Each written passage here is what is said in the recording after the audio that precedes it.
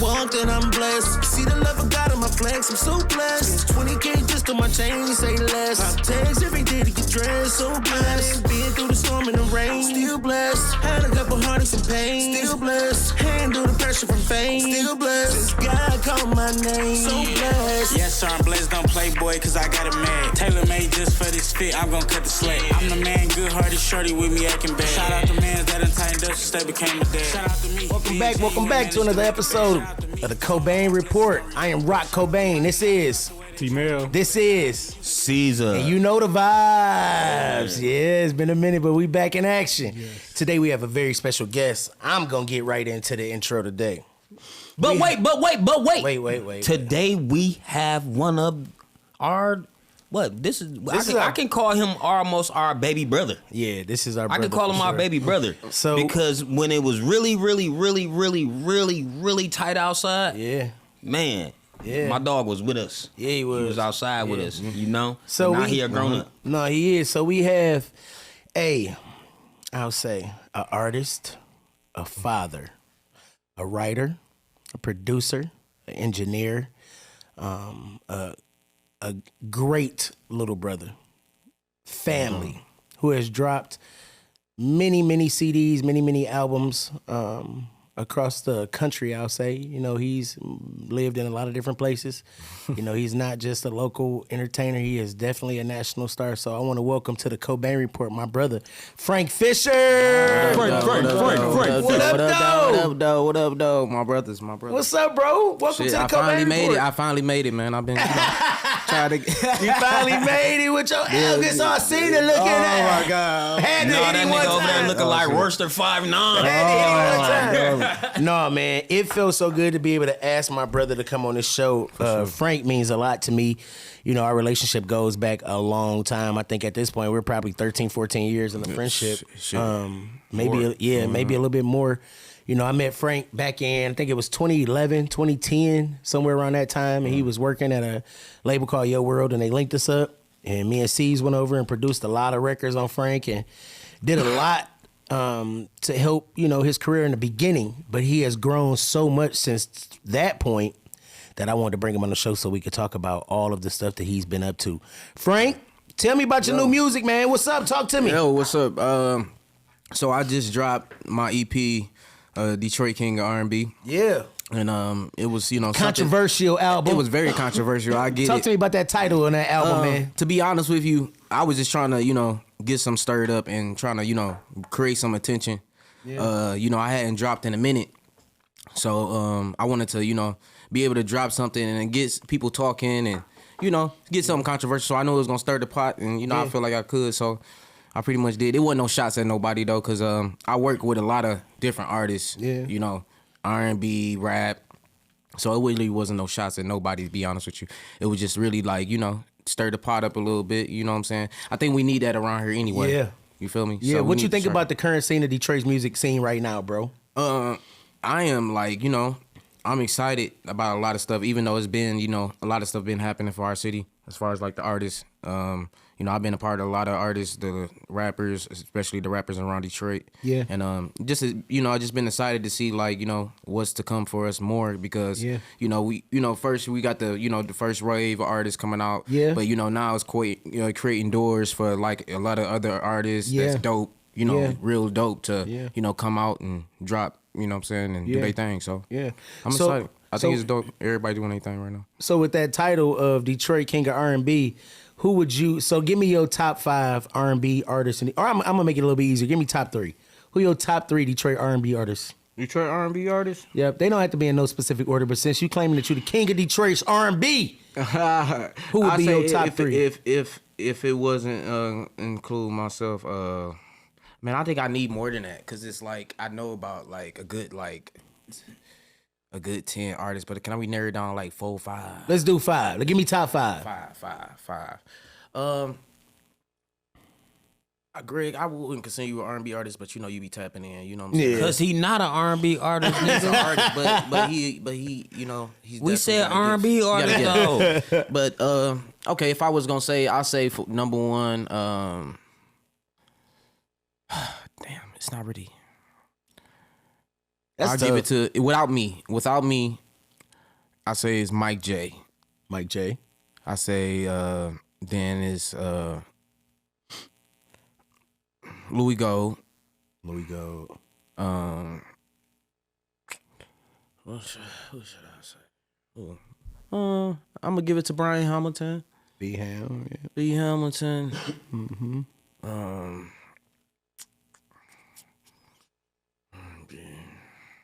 From the D. Fuck. Hey, this nigga is not looking at you niggas. I'm trying to think. What? I got 3. That's what he Two said. Two more. And this ain't including me. I'm gonna give it. Dialine. I'm trying to think. It's to be honest with you. It's this one kid. Oh yeah. Famous Rio. I should have put him because this is my artist I've been working with since he was 14. He 20. He doing this thing now.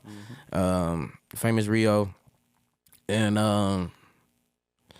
it's my homie B Dot for sure. Yeah. You know, what I'm saying Diers. He go by Diers, and you know, he dropped a lot of dope shit. But I know a lot of great R&B artists around Detroit, but these just my personal opinion, favorites. my personal favorites who I listen to. Yeah, that's from the D. You so feel me?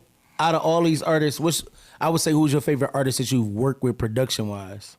That would be Mike J. I worked with him on countless things. You know what I'm saying? Stuff he's wrote. He write a lot of stuff for Chris Brown. He wrote If You for Chris Brown. I was part of that. Working with him on that and a lot of other things too.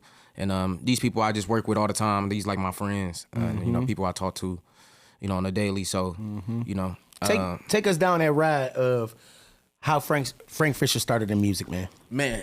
Where did this come from? Church? Talk to me, man. Where did this come from? My first time stepping in the studio was with my boy Chris Cash and my boy Milk from he now owns Detroit Rap News. Okay. And them are my them was like some of the people I walked in the studio first with. And I met this guy, he go by the name of Bread Boy 4. A lot of people know him around around the area and whatever. And started working with him. And he had his label he was putting together at the time. And at that time, John Boy, I don't know if you know what that is. Damn is John Boy. It was him, my boy Dick Boy T. We were all in the basement on 8 Mile and Pinehurst working. You know what I'm saying? Right by 8 Mile, Wyoming area at his house. And for years, I started recording there. I recorded my first singles there. And Bread Boy, he produced them. John Boy, he produced me a few stuff before. This was like before he even got to the area he's, definitely is not before the dreads when he had the fade. You feel me? And, I started off there and I was working, always in the studio. And then I ended up going to college because I was, playing football. I was real good at football. So I ended up going to Langston University. Took a break from music for a minute because... I was about to ask, how did you balance being a student athlete and the bite for a music career? Wow. So after I graduated, the schools I wanted to go play for, they weren't where I wanted to go. And I was so, stubborn. I was like, I'm not going nowhere if I don't go to the school I want to. So, I pretty much, that's when I was staying home, working in the studio. And then I got an offer from a school, Langston University. And I ended up going and I wasn't really recording like that. And it was different from me because I wasn't, I didn't have that leisure. It made me appreciate recording so much more because when I came back home, because down there it was no studio, it wasn't nothing but, school, it was a guy with a studio, but he ain't really like, respect what I had going on, really what I was doing. He ain't really know nothing about Detroit or anything. So, I ain't really had that. So I missed that. Honestly, it was really one of the reasons, including my mother, she got sick, but I ended up moving back. And I got real in the studio. That's when I met you around that time, not too long after I got back. So, I mean, after that, like, what I'm saying, the rest is history. I mean, we go get it. Let's go. Yeah, like, no. That was a okay, so I met Greg. We gonna say it. So this is how it all happened. Caesar, here we go. So, after all that, I came back from school. I met my potential son's mother. Yes. I mean, she went to high school with me. She was always a little high school boo thing, but we High school boo thing. We is linked crazy. back up when I came back, and then her brother Kay, he was dope producer and whatever, and that's when he connected me to Yo World, and I was up there working or whatever, and I met Rev. And then he was talking about, this guy. He was like, man, I know somebody perfect you can work with. I can't wait till you meet him, man. Hey, that's when Rev had the half a body. Yeah, oh my God, dog. So oh my God. He gonna see this. He gonna say, Oh, he gonna laugh too. Him and Shay was on the show not too long ago, bro. right, But go ahead. I seen it. Go ahead. So go ahead. he was still like, I know somebody, dope for you to work with. And at that time, I didn't know how to record. I didn't know how to engineer.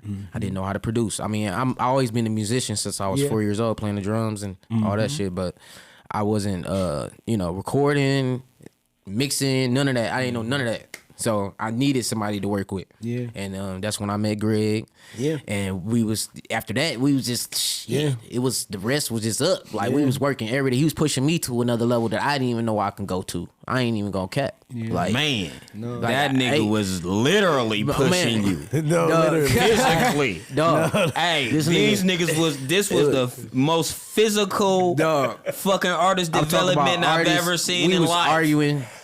Arguing at the fights, studio used to be like, all that. ah, Studio breaking down like, damn, what the hell going on in there? Y'all niggas fight. So one thing about me and Frank is we literally are brothers, just like me and Literally. Caesar. We take what we do very passionately. You know what I mean? And when it comes down to music, I ain't gonna lie, me and these fools that knuckled up, we did everything when it come down to music because we love it and we want the best from it. Right. You know, and it also proves brotherhood. I feel like when you have a whole bunch of men in the same space and everybody's agreeing, somebody's lying. Because it's somebody holding their feelings in or somebody's not saying whatever they feel so that everybody can get along, And eventually it's going to come out. So I think that, in our brotherhood, I saw something in Frank very early. I saw a hunger. This boy would literally live at the studio like me. And for me, at that point in time in my life, it was nothing else that I wanted to do and it was nothing else I could do but be in music. My life and my unfortunate choices had pushed me to where I literally had to put my back up against the wall and use music to feed myself. You know what I'm saying? And we had some very interesting times. Amazing times. As a cohesive unit, I would say, growing and doing music. Right. We were even so innovative sometimes. I'm like, bro, I'm about to put all our music on one CD. I'm about to go out here and sell 100 of these. And then he'll call me while I was out of town, like, hey, bro, you got to hear this record. Listen. I'd be like, hey, we about to drop the album. Like, the album, what album? Listen. And then I come here and there's a whole album with my voice and everything on it. Like, I what the fuck was that? I done made a whole CD, went out to the stores and sat out there and sold them for $5, $1, God. whatever it was. We had to do to eat. I'm definitely a winner. He was definitely out here. So I remember we did Frank's first project. And I went out there in the trenches with him and sold CDs with him because I believed in him so much. Right. And that's what we missing, that relationship sometimes nowadays with the artist and the producer. The artist is just so focused on being an artist that they forgetting like the producer is the person that has the outside ear. The producer is the person that's gonna tell you like, yo, I think you should say this instead of that right there. You know what I mean? Yep. And you gotta be at a certain comfort level to be able to accept those type of things, And I think that what we all built as a unit, as family, we were able to kind of go through a lot of drag outs and what do they say, knuckle ups and drag outs, but we made good music. We created that perfection. We recreated a sound. We had a band that would travel with us. Frank really locked in and made, I think, some of the greatest music of that time. But the thing I think that I'm more interested in is not that period because I hate to always talk about the periods that I'm in. I like the growth since then. Watching you become your own artist, watching you become your own producer, watching you learn, look over my back and learn how to do this. Sometimes I'd be like, bro, I'm going to tell you what to push because I'm tired of sitting at this computer for 12 hours. And he learned and he sat and learned. And that career is what I'm interested in because that has taken you further than anything I've seen. Right. You've gone out of state. You've been to Vegas, Arizona, all these different places, Atlanta, all these different places, literally off the craft, know? So I want to go back in to take me, after we started creating your own sound and music, once you started to mold into your own person, let's go there and start from there. Or your own person as an artist. I say, so after, after Yo World and everything, pretty much at that point I had to, because they wasn't breaking off that cheese with you feel me? No, they wasn't doing what the fuck they was supposed to do. No, that label was a little iffy over there. Yeah, shout out to Uncle John though. You tried your best, but it was tight. But sometimes your best ain't good enough. But pretty much what ended up happening was I had to figure it out. I was put in a position where I had to figure it out because at the same time we were creating so much music like on the regular. Yeah. So I was only used to doing that, and I had to pretty much like learn pretty fast. I started like getting into recording myself, but it started from like now you know how to record yourself. Now you got but you sound like shit though. You know what I'm saying? It goes through those you got to get the mixes and all that. So it's like working tirelessly, like perfecting my craft and just doing stuff. And what ended up happening was I started. I recorded my first few artists. It was at Do Something Studios. They was over there on 7 Mile, in between 7 and 8 Mile, and started working with.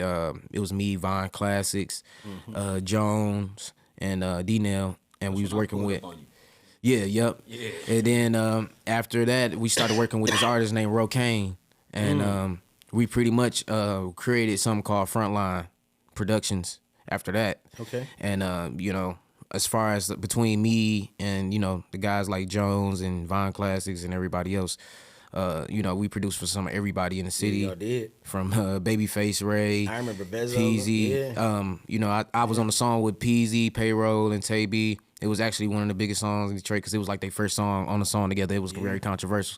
But I sung the hook on that song, Mines, with Tay B. From that point on, I started like working with everybody in Detroit. Some of the few artists that took me around COVID, I say like after that, of course I was working with people like, everybody in the city like Vezo, Peasy, anybody you can think of, Sada, everybody, But then from that point on, we started, doing different things with like younger artists. I started working with this one artist named GMO Stacks. Heavy, another artist named The Big Homie, and another artist named Ghetto Baby Boom, and YB and Lil Bro, of course, too. And they are, they all, they coming up in the city, they, real known. And but you figuring out a way, it sounds like to me, to where you figuring it out, to where you making this thing make money for you. Yeah, like traveling and doing all these stuff, like it really just come with it off of the stuff, the grind put in the D, you know what I'm saying? But as far as like with the outside stuff, outside of Detroit, working with my boy Mike Jimenez and Mike J, whatever.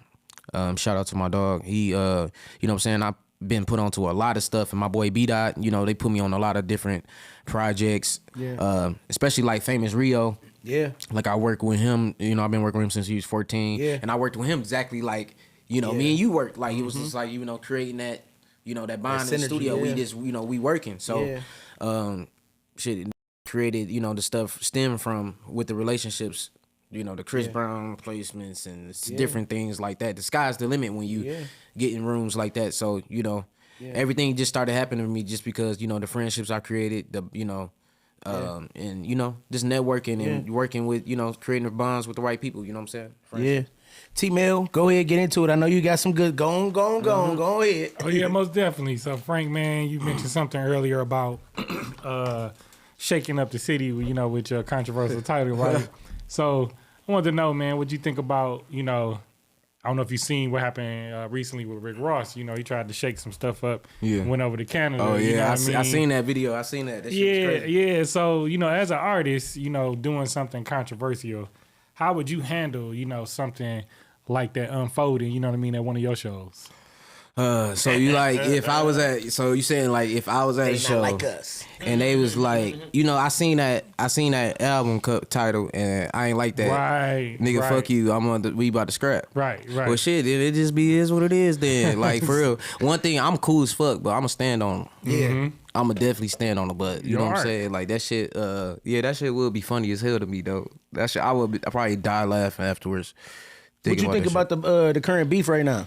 With it's only one beef that's relevant right now. With Drake and Kendrick Lamar. It ain't no beef, cuz. It's one side. What side you on, homie? What side? I think it's only one side. I think it's all I think it's all this competition. I think really that's what it is. It ain't really no beef for real. It's just really competition. You feel me? Like niggas just really want to be the best, and I get it. I mean, you know what I'm saying.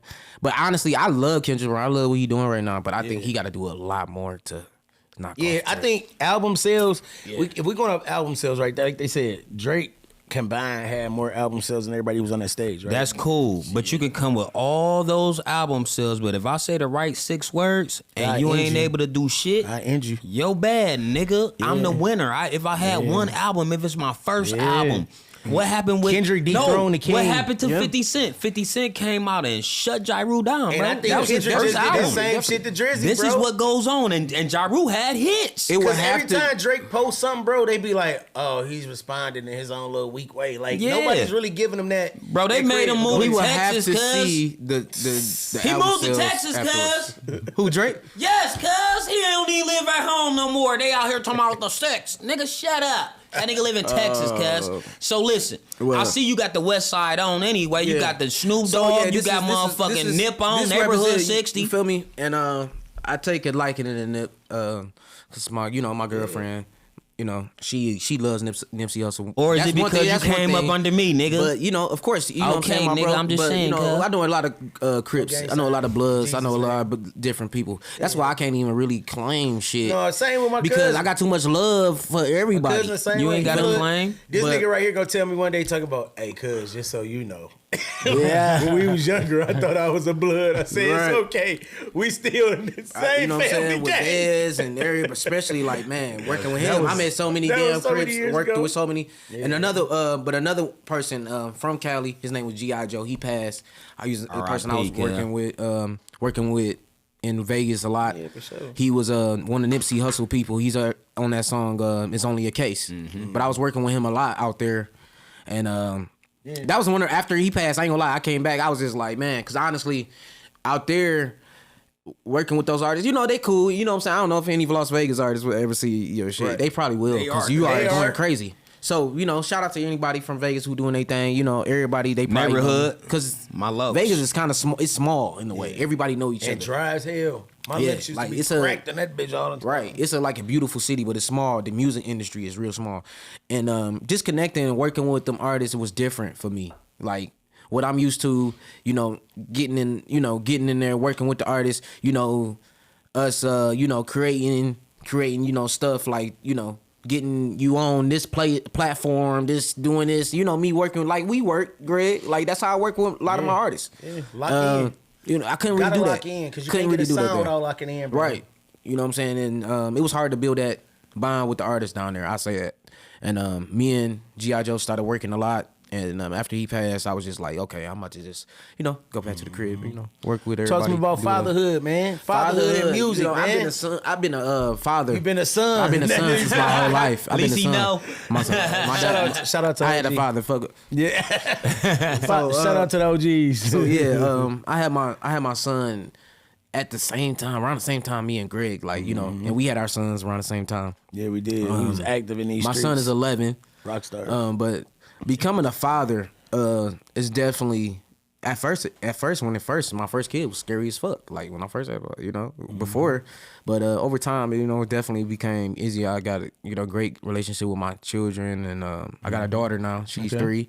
Hey, Yeah, damn! I I got got a 2 daughter that's 3. We had both our kids around the same that time. shit crazy as hell. Damn, Yes. bro, we really broke. It's Yeah. crazy. Hey, listen, man. You got 2 kids, Frank? Yeah, you ain't know that? No, Frank. I thought you He had a had daughter the same time I had a daughter. Oh my God, bro. Yes, I crazy have work. I have a 3-year-old daughter. That's crazy. So how does it feel being an R&B artist Congratulations. singing all about trying to get the panties to drop and then having a daughter? Man. So yeah, like That's deep. it's like it's Freaky ass. Man. honestly like it's like I be Bathroom, creating man. stuff that I just feel like a lot of the music I make, I think now to me compared to, you know, even when we was working and even before, because that's just, you know, before that's how, you know, I Yeah. was making them panty droppers all the damn Yeah. time. Now I make music a lot surrounded by like some of the stuff I go through and around, you know, what people want to hear and shit, like, you know what I'm saying? So I think now I try to be more like, you know, well-rounded, versatile, with shit, you feel me?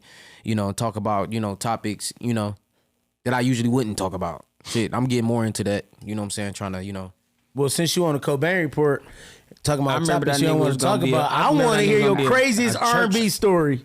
Give me your craziest R&B story. Don't get yourself in man. trouble because I heard somebody, little Don't get birdie, caught in the bag. it's all about a little past. birdie dropped that be you know in the you in a bathroom relationship, and so I don't want to mess that up for you. But this is the Cobain Report. I mean, we Give me your craziest R&B story on the floor. that was before your girlfriend that's legal to talk about.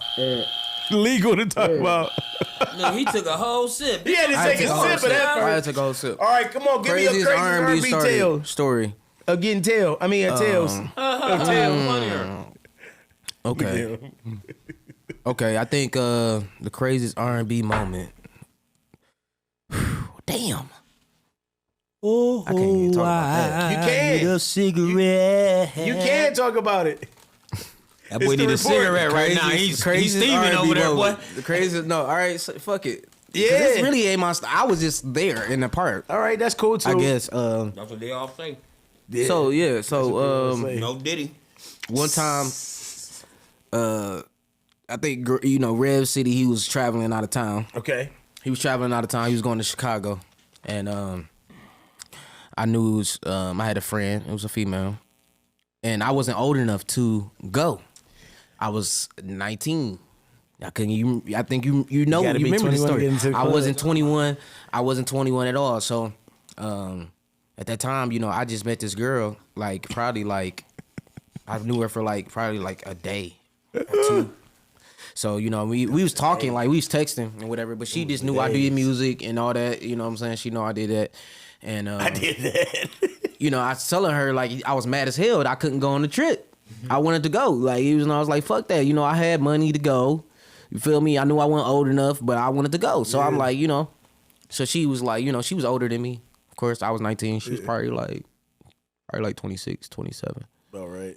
So then I was like, yeah, I want to go. So she was like, you want to go? So she was like, I'll take you to Chicago. And I was like, fuck it, let's go. You know what I'm saying? I hopped right in the car, and I bet these niggas in Chicago, they didn't even believe I was coming. I showed up at the club. I went to the club. I got in, everything. I was just in that bitch. I mean, it was just a little ass night. That was crazy to me because I ain't know this female. I ain't know her ass. Shit, anything could happen. She could have set me up. Anything. Greg, what's your craziest R&B Probably story, was. nigga? I ain't gonna lie. Okay, so y'all probably know. Listen, I know Y'all some probably. crazier I mean, stories. it's some crazy I'm stories. gonna tell a crazier story than that about you. The fuck? Okay. Give a better one before I tell. Don't blackmail this man. Oh my god.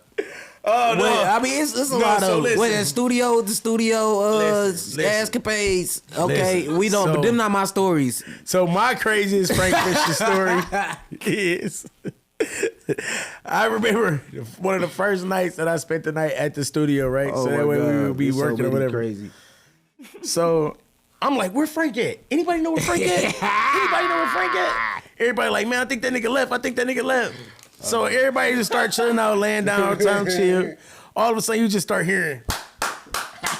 I'm like, what is In the going bathroom, on? man. He in there smacking in the studio with the lights out, no mic on, nobody recording nothing. He just in there engineering cheeks.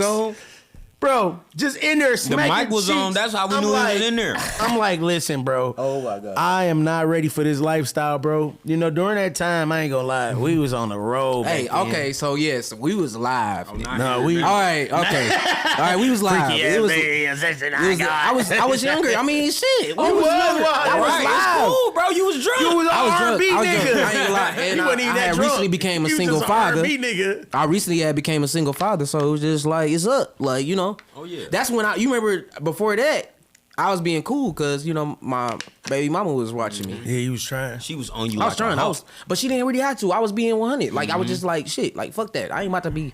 Y'all can fuck with these hoes, but I ain't about to be fucking with these hoes. Yeah. But then, of course, when I seen she was fucking with the hoes, I was fucking with I was about to say, whatever you want to That's what say we for the doing. cameras is cool. Disclaimer: can it wasn't me. It was. Everybody encouraged me. I'm gonna say that. One thing I can say, bro, that Yo World ride was a lit. ride. It was lit as fuck. It was a ride. crazy. Nah, we didn't get financially compensated the way we supposed to, but everything else that has to do with the experience of being signed to the a label, knowledge, everything. we got. I probably missed out on one of my biggest deals though. You did. When you went to, I did. You know I did. What was it, Atlanta or No, where? nigga, I was in Kentucky. I didn't even That's know where what it was, the fuck was Kentucky. gonna happen next. Yeah. Y'all want to hear that? That's a crazy story. Yeah, let's talk about the Kentucky story. Man, T-Man, so- I know you got more questions. Nah, Sorry, bro. go We ahead. just going Man, down memory lane. It's crazy. I mean, like, it's crazy. I've been in like a lot of different situations, like musically meeting with different people. Execs I didn't even execs, and I didn't even really know what type of room I was in. So Gotta read the room, son. gotta read the room. So pretty much, before I signed to Yo World, I didn't sign my contract yet.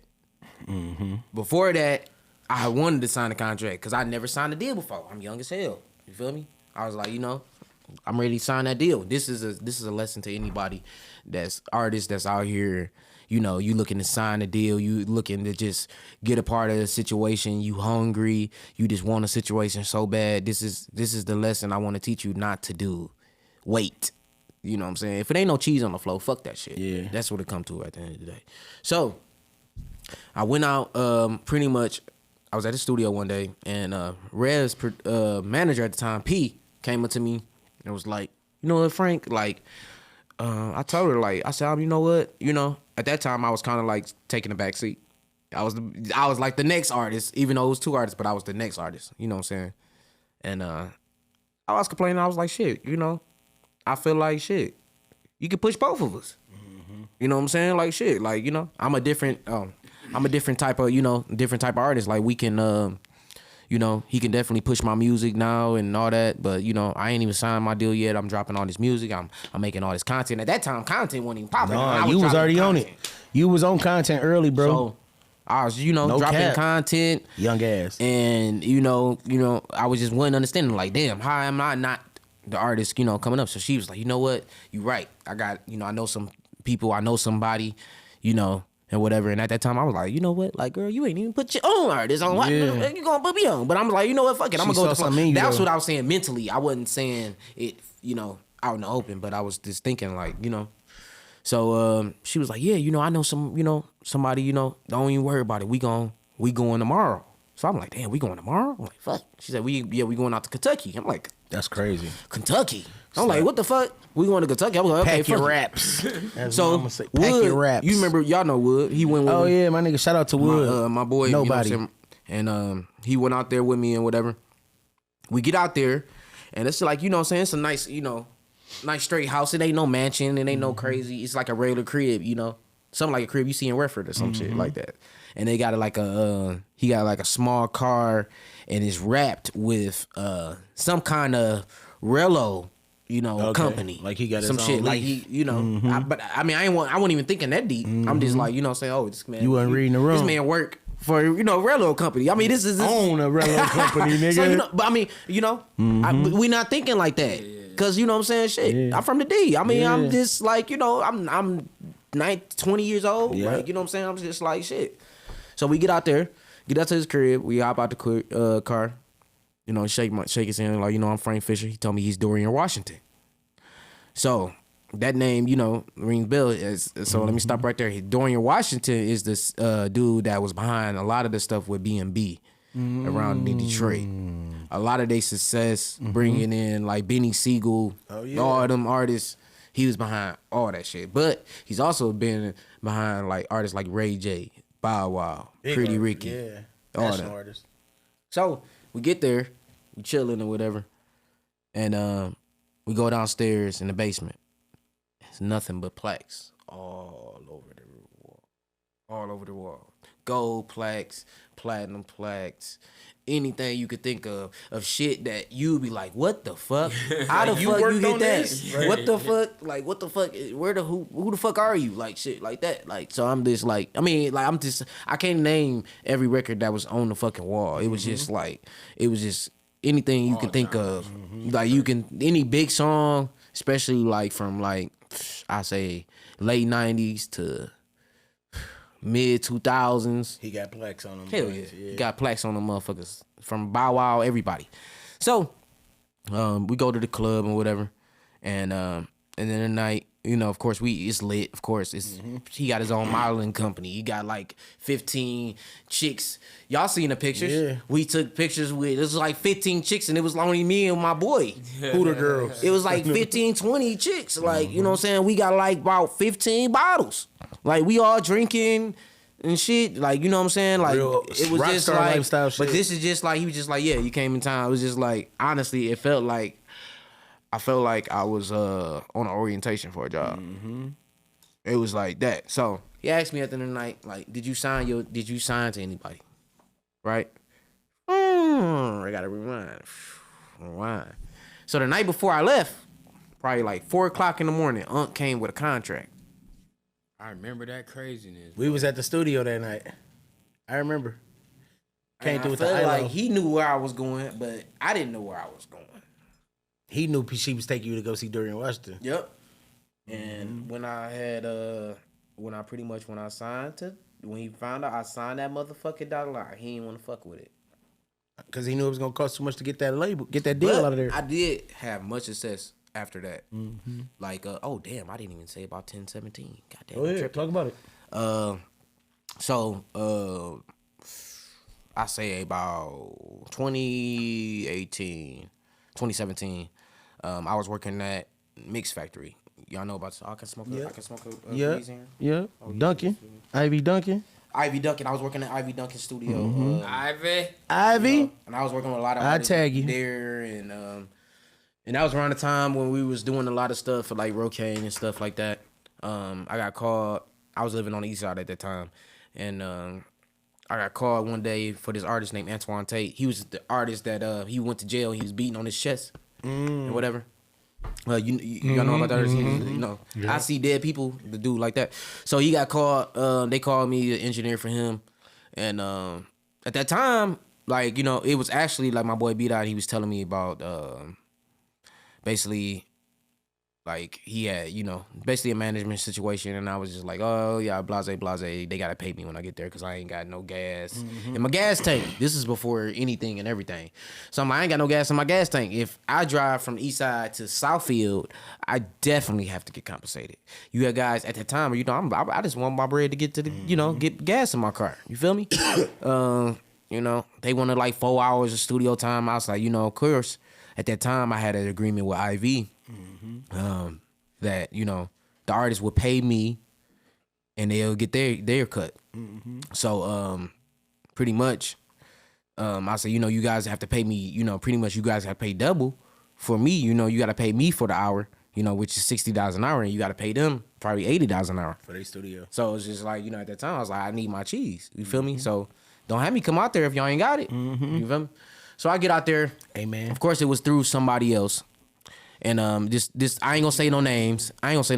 Whatever, because I actually, you know what I'm saying? So, but I got up there, recorded the session, and I seen the dude was leaving. They actually told me before that Gucci Man's engineer was gonna be in the building. Whatever. So I'm like, you know, what the fuck y'all need me to come for? If y'all got, you know, Gucci Man engineer. But I'm like, fuck it, I'm gonna go. You know what I'm saying? I could create a relationship. Fuck it. So I get there, I do the session.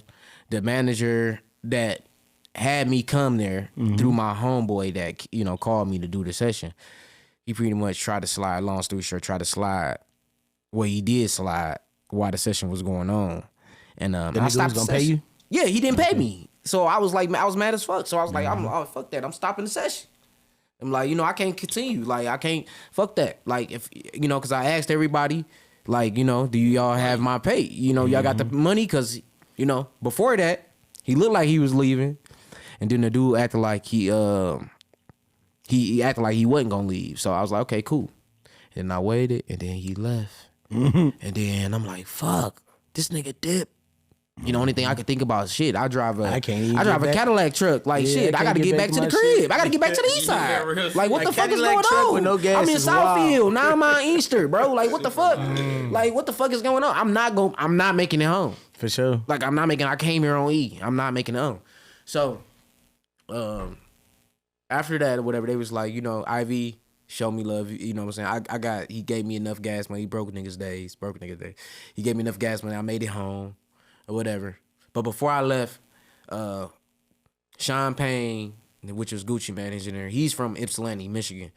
he came up to me, him and his brother named Frank Payne and whatever, came up to me, was like, you know what I'm saying, you dope and whatever, man. You know what I'm saying, you do your own music. I'm like, yeah. So what ended up happening was probably like 2-3 weeks later, I was in the A, and I had to deal with Sean Payne's brother as an artist, and I had to deal with Sean Payne as an engineer. So I worked with a lot of, I've been a part of a lot of 1017, like as far as like records, helping mix and master stuff, working as a team, and a lot of that stuff I got paid contractually for. Of course. So yeah, if you in that room, you're supposed to get something for it. Oh yeah, definitely. As long as you get something. Oh yeah, definitely. You get paid contract, subcontract, no matter so what. when you sign deals as an engineer, I'm gonna say this, like, it's different type of deals you can get. Like, they put together whatever they want. So basically, what I had was a contractual deal. Is pretty much. I was like work for hire. Work for hire. But that's cool too. Yeah, it's cool. Shit. No, I got paid good, very, very, very well. I mean, bro, it helped me in my resume, and I definitely, that's why I'm able to walk in the rooms I am now. So it sounded like you had your shit better together than the little nigga who was with Diddy working contractually. Hey, I'm glad I'm back home. You right. Hey, listen. Little Rodney. Oh my God. Brother Jones. Who was this brother? No, Lil Rod hold on. is the nigga who's suing Diddy. Wait. Oh, listen. you talking about the The producer? nigga who got rid, the nigga who got rid of Man. him. Caesar Goddamn. know him. Oh my God. And the homies just been like, don't talk about that shit. Listen, bro. You talked about it when you put that shit out, bro. That shit on Extra. It's on TMZ. It's on USA Today. Shout out to Lil Rod. It's on Diddy. But listen. No Diddy. Listen. The shout out is when y'all niggas know it's bullshit going on and y'all cool with the bullshit, but then when it ain't going your way, then you start saying other bullshit. You try to backpedal. Yeah, and it's like, damn, nigga, I'm sure if Dog would have paid that nigga, he wouldn't even have told none of the business that he was doing in them rooms. None of that shit would have came out. Now he'd have just been a undercover brother. So I think God did it. God did it for other niggas that's connected though. Like, niggas, you cut the bullshit. All y'all. And what you saying, bro, it's like you gotta know what you doing, bro. Yeah. When you go into these contracts, when you do anything, when you in that studio, if you don't have your own thing together, You don't. you better go holler at your friend with a lawyer. You gotta have your own vision. You gotta better know have what the a friend fuck with you a want. lawyer if you don't have What do it you want together. out of life? Yeah. What the fuck do you Are you really trying to want get as an artist? get out Yeah. of being an artist? Or you a gotta think producer, about shit whatever. like that, because at the end of the day, you making a career. You feel me? After a while, like I got real into production because I just got caught up in it. Yeah, you start to fall in love. The money, everything comes. It comes. It's easy. To musicians and creative minds and shit. So it just like. It comes. So I just like over time, like I have to forget. Oh yeah, I'm an artist. Yeah. I have to drop. You gotta jump. Yeah, I you gotta gotta drop. get back in that bag. I gotta drop. And so then it's if just you like, don't, people around you will start telling you Will. like, nigga, you ain't dropped nothing in a while. It's time to do whatever. You feel me? I'm watching other artists. You know what I'm Yeah. saying? And it is all love, but it's just like shit. I'm So- like, fuck that. I need to drop. You feel me? So tell me what we about to wrap this one up. We getting close to that time. So tell me what you got working on and who you working on next and what you working on, where they can find you at and all that good stuff. A lot of stuff right now. I'm working with a lot of different artists. And this shout outs to any artist if you out there and you looking for a producer, engineer. You can follow me, Frontline Frank on Instagram, and you can Frank, you trying to Fisher be on all in the Facebook. videos? No, I'm not trying to be all in your videos. I'm just trying to work with you. You feel me? If we get in the studio, we work. You know what I'm saying? If y'all want to do a little choreo in the studio, of course, like I sit down doing my thing. Right, but I ain't right. trying to. I'm not trying to be all in your videos. I'm just trying to work. He trying to talk junk about me because No, but I think we gonna do our I reunion. get all You gotta my- tell them about our reunion. no, this nigga stupid. Whenever the reunion, I'm there. We need to do I it. swear that'd be Cigarettes. crazy. Like, no. Hey, listen. Oh, Oh yeah. No, that's so but over good. time, I have started a few businesses as well. Of course. Yes, talk about it. I have started a locksmith business. It's called Frontline Roadside Assistance and Locksmith. You was picking if locks you- a long time, boy. Ha! Ha He go ha. crazy. But This boy. if you lose your car keys, and you need car keys for your new car, my company will come out and make you new car keys for your new vehicle or your old vehicle or whatever vehicle you got. You know what I'm saying? Hoopty, whatever. We can make new car keys, foreigns, everything. So if Yeah. you need new car keys, call us, My phone number, my business line is 517-328-9104. And it will be, Uncle Red put it under there. It's big business, low key. You feel me? All day. You know, I'm busy a lot. Honestly, you know, I have to balance. You know, I'm learning balance as I get older. I'm learning how to balance my life. You know, being a father, business owner, and just doing what I love doing, which is music. So it's just like, man. You know? No, I think we are proud. I am definitely proud to speak for myself. I am very proud of you, bro. Watching your evolution, watching your growth, watching you do all those things. It's like having a little brother and knowing that you taught him, all right, bro, if you just, come on, let's go out to the back and shoot 100 shots. And then they actually make it to the league. You know what I'm saying? So I've watched my little brother stand on my shoulders and go places that I will never be able to go, that I have never touched and will probably never see. Hey, But so he's let me been able stop to you do right that. there. Thank you, bro. Cause I was gonna do the same thing. Wait. You said When that's I say that, I'm saying as in states and places that I have but not you still been saying it right. to work with. That's what you needed right there. Let me You say tripping. this. Let me say this. Like a lot of the grind that we put in and the time we put in, still to this day, pushes me. I have sometimes have to fucking pull back and just go back and think about the moments to push myself through certain moments. Greg, you got it. You just gotta walk in. Gotta apply it. You gotta apply it and just go. Like, that's what we T-Mel gonna been take a saying. trip. That's what T-Mel been saying. That's all it's gonna take. You to get out this bitch. We gonna get outside. You already outside, but we need to go together. He be like, man, when it's gonna come to the city? I be like, what? Like, nigga, we not even coming there. But I, you know, even as young, like, you know, so I used to Chris talk about that shit. LA, I never been to LA at that time until I went. Yeah, and it changed your life. Started seeing shit, and I started being in certain rooms, and I started realizing, like, damn, niggas behind. Well, they gonna start booking the Cobain Report to come to all these places. So Hey, again, man, hey, it's already on the flow. listen, hit us up, okay? So we're gonna end this episode out. T-Mail, give me your last twos and fews. Continue to shop the brand, bless_Detroiter. Check us out on YouTube, the Cobain Report. Like, comment, subscribe. Keep on helping us grow. Keep on watching, keep on tuning in. Cobain. Keep on sharing. Keep sharing. We see the shares. We see you guys. We are at 26K on YouTube right now. We appreciate you guys. We didn't do anything special for 25, but we got some for 50. So help us get to 50,000 followers on YouTube. Our goal by December is 50,000 followers on Subscribers. YouTube. So right now, stop, hit the like, hit the subscribe, hit the share, all right? Subscribe. Caesar, go ahead and get your last word out. Hey, listen, the only thing I don't want you guys to be is Cheez-Its. Don't get eaten. All right? Listen, make sure you standing on 10 toes. Make sure you able to walk, all right, and not crawl. And if you are crawling, figure out a way to get back up. Because the thing is, stand on 10. Yeah. No matter what, even if you down, stand on 10. Because guess what? It's always somebody that can pull you up. But they got to know. I can't see you if you're crawling. Stand up so I can keep you up. You hear me? Yeah. So that's to anybody. Like we telling my brother, super talented. He just don't like moving around. But if he do move around, y'all will see him outside with me. Y'all gonna see him outside with Frank. And it, you know, and T-Mail too. He gonna be out there being the journalist while we in it. Like, and that's what the elements is right now. Y'all actually see the basic foundation of it. Yeah. But when it start going, y'all gonna be like, hey, we was a part of y'all. We y'all family. Cause y'all seen it right now. Yeah. But it's gonna get way bigger. Yeah. Know that part. So take that with you. For sure. And we appreciate y'all for growing with us. All right, we about to wrap this one up. Follow Frank Fisher on all his sites. He just dropped them. We're going to drop his stuff right there. And as I always say, this has been a great episode of the Cobain Report. We'll see y'all next week, 8 p.m. It's a wrap, bitch! We out.